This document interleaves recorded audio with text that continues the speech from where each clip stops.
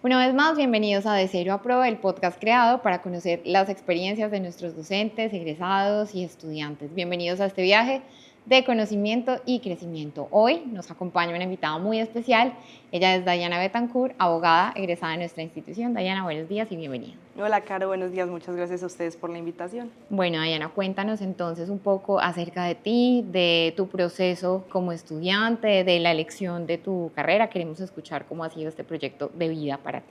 Bueno, Caro, la verdad es que yo tenía la opción derecho o nada más. La verdad, eso era lo que yo quería hacer y si no me gustaba, no tenía como digamos otra opción en la cabeza. Llegaron unas convocatorias del colegio del que yo era y dijeron que había una beca de los bachilleres más tesos, que nos inscribiéramos y nos presentáramos. Entonces me acuerdo que dije, ¿por qué no? ¿Qué perdería? Y un sábado vine e hice el proceso de la beca. Era un examen, me acuerdo 100 preguntas y las que me dieron más duras fueron las de matemáticas. Okay. Y bueno, en unos días me dijeron que me había ganado la beca, la del 100% por tener el mejor puntaje y por eso empecé a estudiar Derecho aquí. También era una opción que tenía para estudiar aquí porque muchas compañeras de mi colegio habían estudiado y decían que la verdad la universidad era muy buena, entonces también lo tenía en mente y fue así que resulté estudiando Derecho y ya soy abogada. O sea, Dayana, no tenías ninguna otra opción, No. era derecho o derecho definitivamente. Y en el proceso de formación, Dayana, después de haber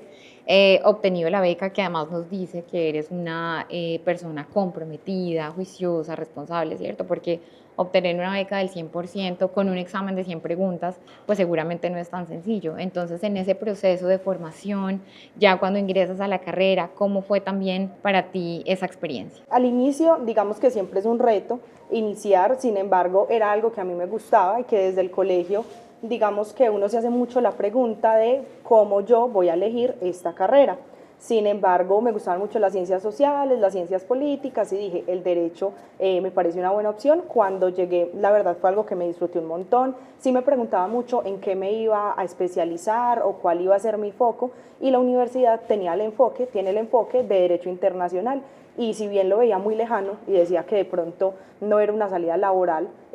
tan factible, la vida me demostró que no era así y me quedé con el derecho internacional, de hecho por eso, pero la verdad es que fue una experiencia muy enriquecedora, conocí unos compañeros geniales y la verdad, pues unos profesores que yo siempre les he dicho a ellos que no son solamente profesores de cátedra, sino profesores de vida. Pues muy bonita esa experiencia que nos cuentas dentro del crecimiento mientras estabas en el proceso de formación en la carrera. Y hablemos de ese tema específicamente, ¿cierto? Ahora estás enfocada en el derecho internacional, ya como egresada de la institución. Cuéntanos también cómo ha sido para ti esa experiencia del mundo laboral, de enfrentarse uno al mundo laboral, una persona joven, 23 años, vamos a contarle a todas las personas que nos están viendo en el podcast, Dayana tiene 23 años, eres una persona muy joven y ya estás entonces inmersa en todo este tema del derecho internacional desde tu labor y desde en lo que te desempeñas a diario. Entonces cuéntanos un poco, Dayana, de cómo es llegar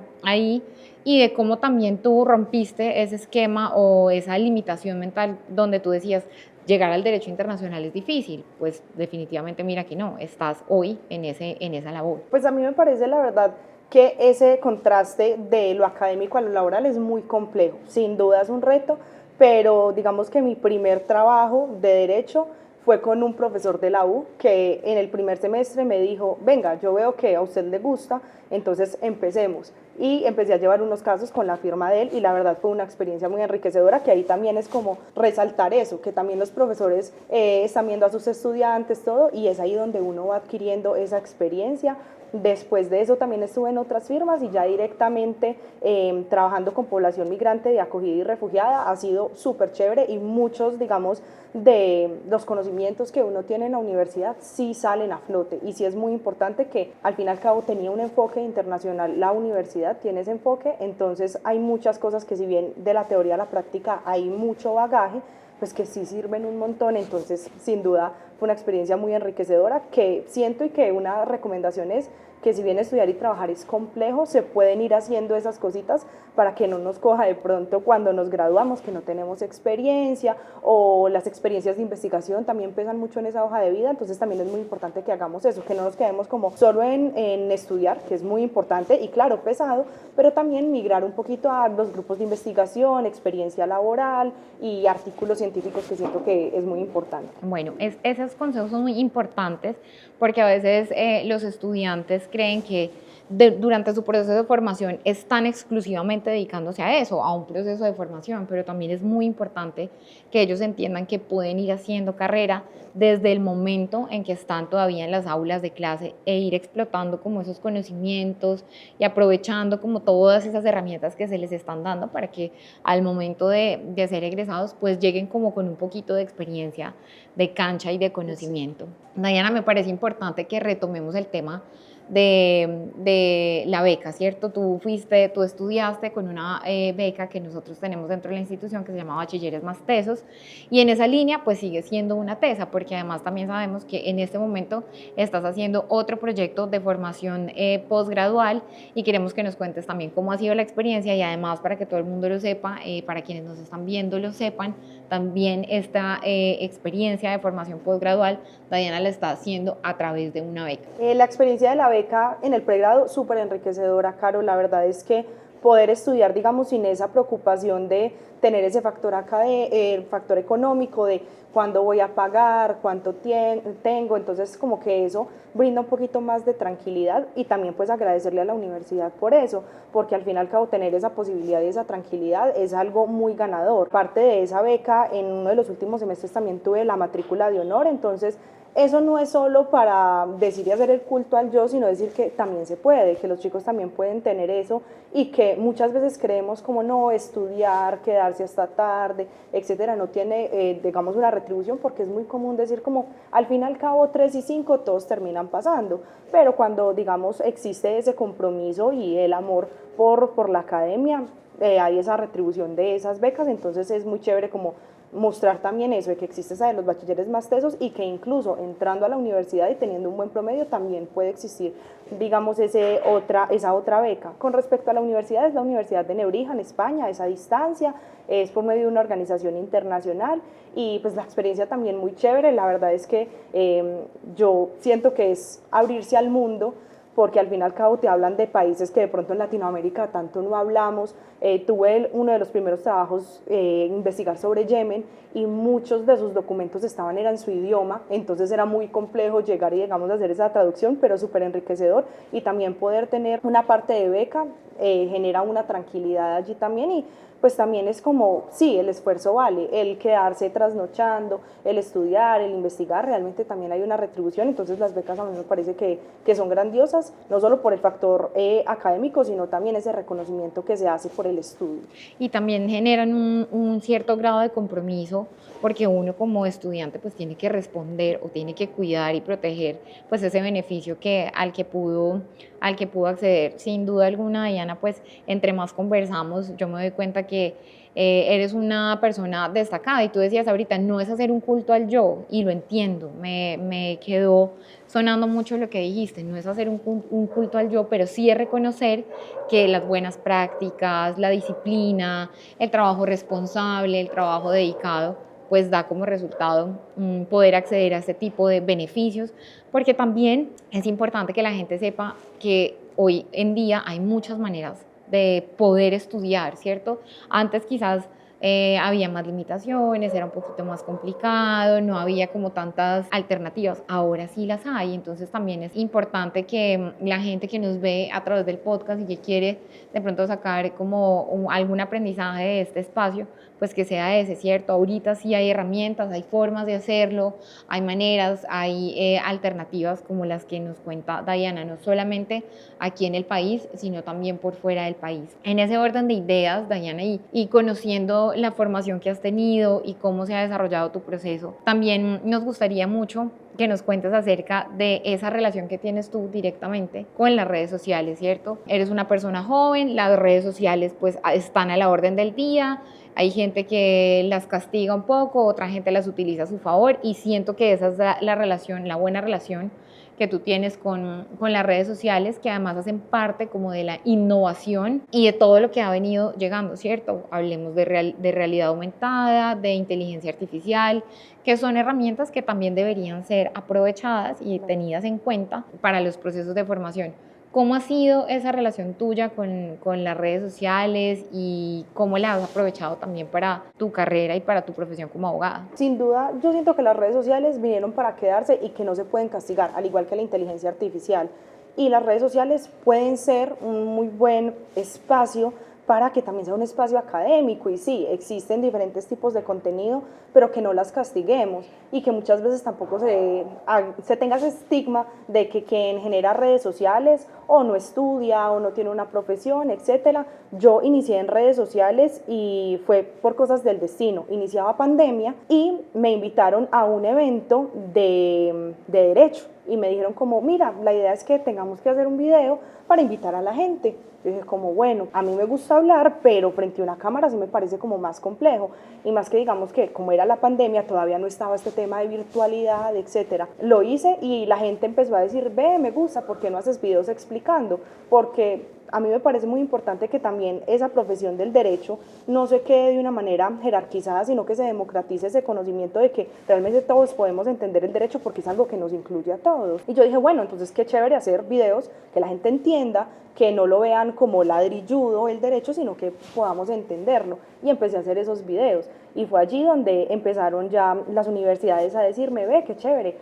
participa en este evento o hazme un video sobre esto. Los chicos me empezaron a conocer y fue muy importante porque ya los chicos decían, no se ve como ladrilludo ni nada de eso. Yo me acuerdo de dos, digamos, experiencias. Primero, una de un chico que me dijo que estudió Derecho porque vio que realmente no era tan complicado y que sí tenía como ese factor social, que no era solamente como muchas veces piensan enriquecer a alguien, sino porque tenía ese factor social. Y por el otro lado, en un evento que me invitó el Congreso en Bogotá, que también las personas se acercaban y decían, ve qué chévere, yo estudio diseño gráfico, pero me gusta lo del derecho, entonces sí se puede hacer, se pueden hacer las dos, y no es que solamente quedarnos que de pronto estamos en una burbuja de que con esa creación de contenido se hace más dinero, de que al final cada una carrera 5 años es más complejo, especializarse, maestría, sino que se pueden hacer las dos. Y está ese factor de que si yo sé las cosas, puedo contárselas a las otras personas y aprender de ello, porque al final cabo en TikTok sí hay muchas cosas, en Instagram sí hay muchas cosas, pero también se aprenden de otras. Hay muchas cosas que yo no tengo ni idea y que en mi campo del derecho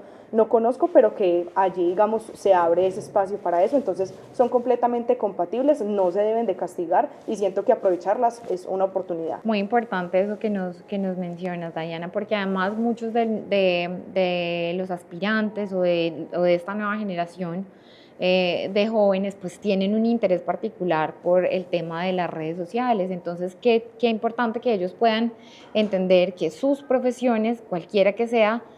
pueden articularlas con esta tecnología, con la innovación, con el cambio, con todas las puertas que abre también a ser parte de las redes sociales. Mientras me contabas todo esto, te escuchaba hablar acerca y tú decías como, claro, es que a veces la gente piensa que el derecho es ladrilludo, que es muy difícil, es muy denso, y sí, históricamente hemos creído, quienes no conocemos a profundidad el derecho, que puede ser una profesión muy dura o muy sólida, digamos, en el sentido en que puede tender incluso a ser aburrida. ¿Cómo romper ese paradigma? Porque, por ejemplo, tú eres una persona joven de 23 años que ya se ha movido en diferentes campos en el tema del derecho y que decidiste, y lo hablábamos fuera de cámaras, decidiste que definitivamente tú no eras el tipo de persona que quería estar en una oficina trabajando 8 horas frente a un computador y sentada en un escritorio, y has encontrado o has podido diversificar el derecho y hacer muchas cosas que han convertido tu profesión en tu pasión. Sin duda, Caro, el derecho, sí, históricamente, como dices, tenía esa connotación y yo aquí no voy, digamos, a romantizar la profesión. Claro que hay que leer un montón, claro que hay cosas que no gustan y si mi profesor de títulos valores está viendo eso, a mí esa materia no me podía gustar en lo absoluto y claramente era mucho más difícil leer sobre eso y lo está. Sin embargo, estudiar algo que guste es mucho más simple y que ya digamos el internet hace que las cosas sean un poquito más fáciles. Y si bien yo me gradué hace poco y la carrera la hice hace poco y tenía muchas herramientas del derecho, la inteligencia artificial también es algo que puede ayudar a buscar que precedentes judiciales o que las líneas jurisprudenciales, que era algo que al fin y al cabo se podía hacer como un trabajo de grado. Entonces digamos que llegan a simplificar ciertas cosas, pero no a reemplazarlas, que eso es otra cosa, que piensan, no, entonces se van a acabar los abogados, los ingenieros, no, se puede usar como apoyo y entender que el derecho es algo que nos involucra a todos y que nadie está exento de que le pongan una multa de tránsito, de que llegue una demanda, de que llegue una denuncia o que al fin y al cabo el respetar sus derechos con algo tan simple como que me niegan una cita médica es algo que yo debo de conocer, que es un derecho de petición y no es algo ladrilludo, es algo que podemos entender. Y ahí lo conecto con lo que decías del trabajo.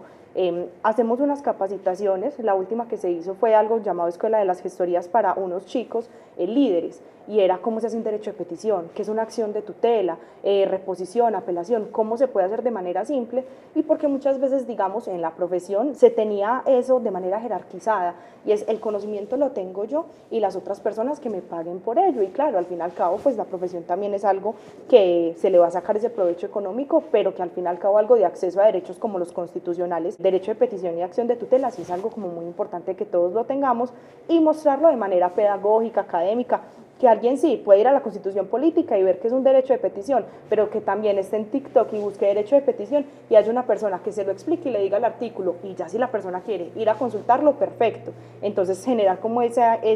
conexión de ir a buscar, pero también tener esa información para todos y para todas. Bueno, yo no sé si a todos les está pasando cuando escuchan el podcast, pero estoy segura que al equipo de trabajo que está aquí y a mí en particular, pues me sorprende mucho la manera como hablas apasionadamente del derecho y además que haces fácil que uno pueda comprender ciertos conceptos y ciertas cosas que uno cree saber por encimita, pero pues en realidad no profundiza en ello porque pues no hace parte de nuestro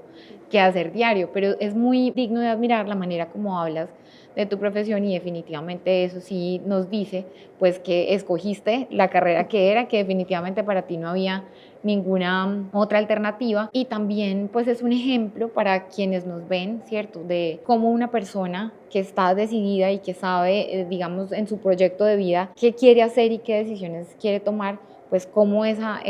carrera o esa profesión que elige se convierte también en una catapulta para el logro de sus sueños. Entonces se siente en el ambiente esa pasión por el derecho que tiene Diana y también, digamos, en ese sentido, Diana, me parece muy importante que tú, como una persona joven, profesional, que estás en formación posgradual, que ya has tenido un cierto recorrido en el tema del derecho, pues le des algunos consejos a los jóvenes que a veces piensan como que ya no vale la pena estudiar una carrera profesional, bien sea derecho o cualquier otra carrera, pero como que ya no le ven la importancia a estudiar una carrera profesional o tienen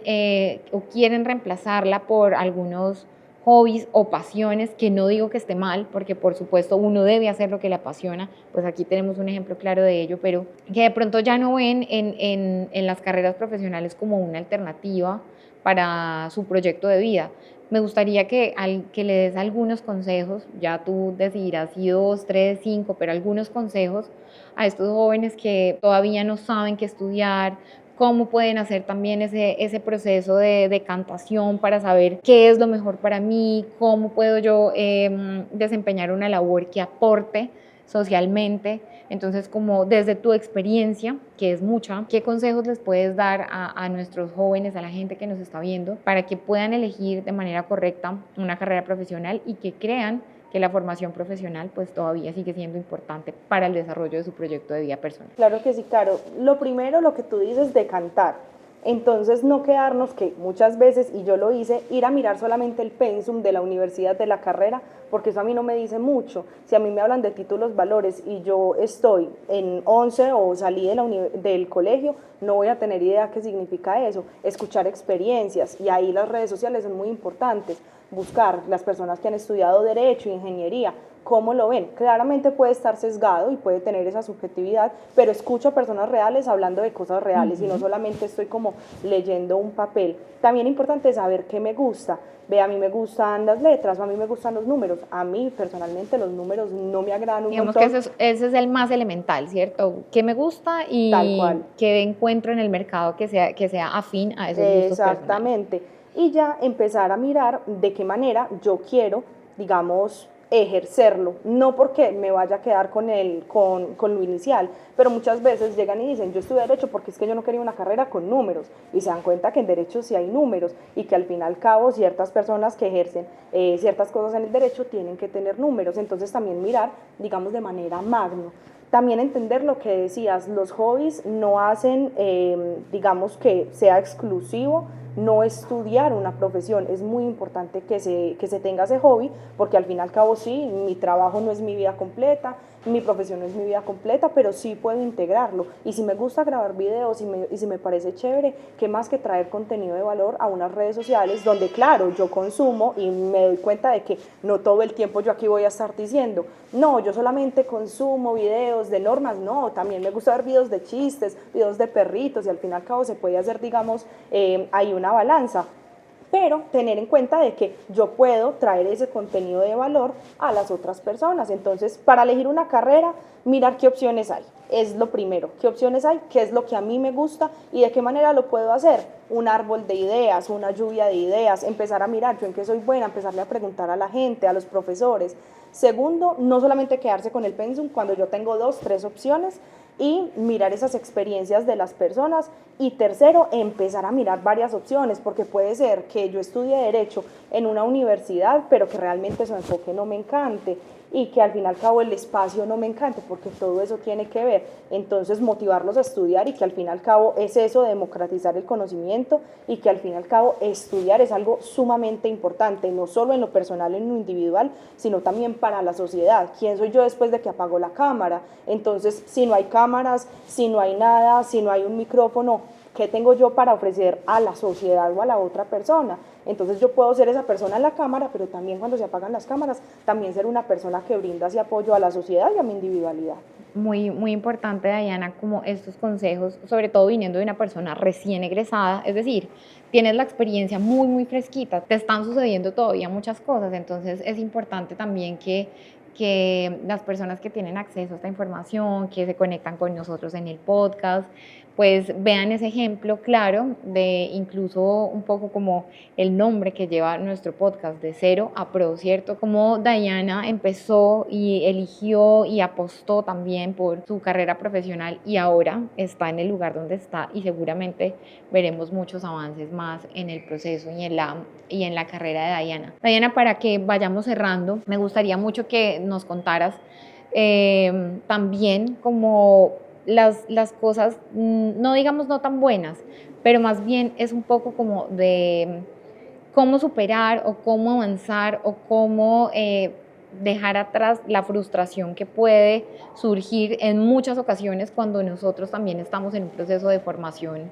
profesional, ¿cierto? No todo es color de rosa, no todo es maravilloso, hay traspiés, hay dificultades, hay cosas que llevan a veces a la gente a decir, no, voy a parar, o no quiero seguir estudiando, o no puedo, o entonces cómo manejar esa frustración frente al proceso de formación profesional también, ¿cierto? No solamente, digamos, en la parte económica, ya vimos que hay acceso a becas, que hay muchas otras alternativas, sino también en ese proceso de formación como tal, ¿cierto? Estoy cansado, no tengo tiempo, no puedo compartir con mi familia, entonces cómo articular también esa formación y minimizar la frustración. Claro, cuando me estabas diciendo eso, de hecho lo estaba pensando, me leíste la mente, porque dije, sí, es que chévere hablar de esto, pero si yo me escucho el podcast desde un tercero, no, pues todo tan perfecto. Y no, no es así. Yo digo que lo primero es no compararse, y siento que todos cabemos en eso, porque uno entra a las redes sociales y ve el logro de esta persona y ve que hizo esto, entonces uno dice, yo estoy muy atrasada, ¿será que yo no estoy haciendo las cosas correcto?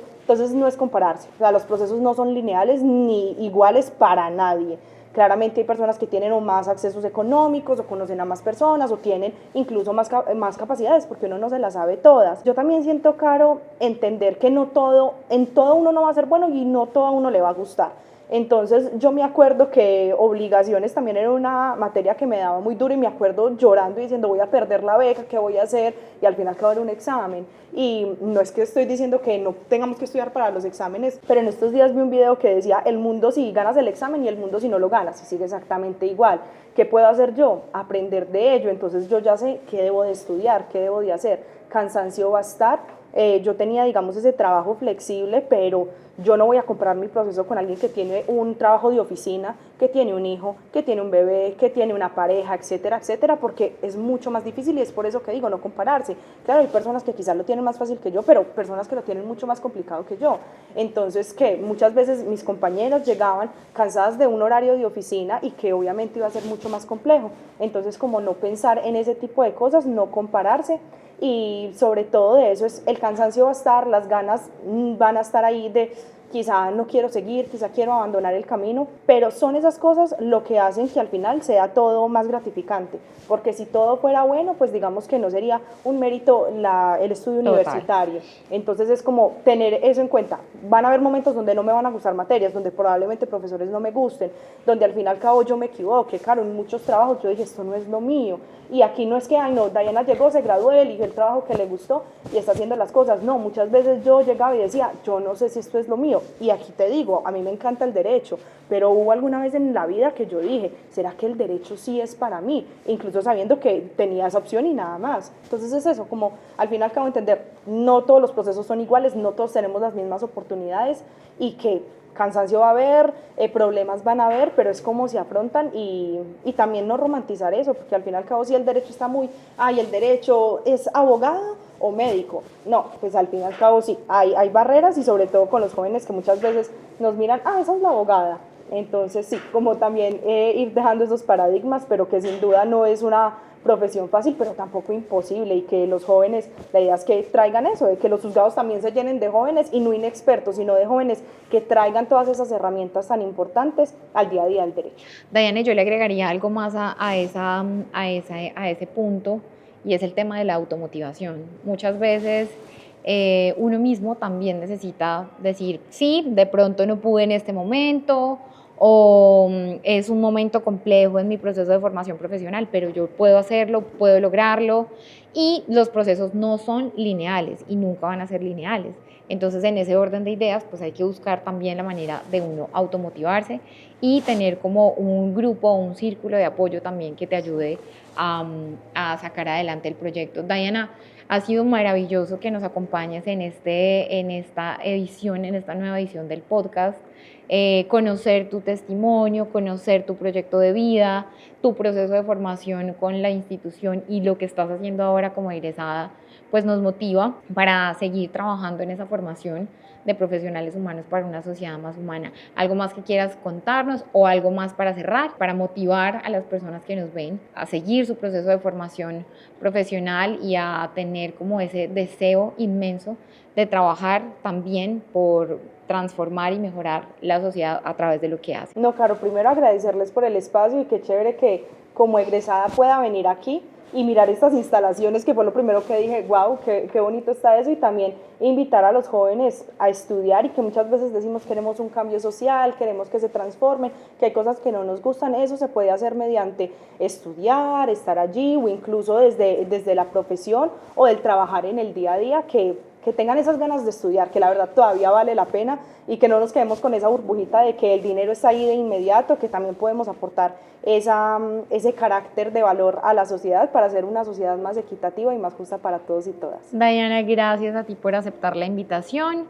y esperamos entonces que este mensaje y que todo lo que nos contaste pues tenga un impacto real en la vida de aquellas personas que nos ven. Esto fue un episodio más de Cero a Pro, un viaje por el crecimiento y el conocimiento. Nos vemos en una próxima oportunidad.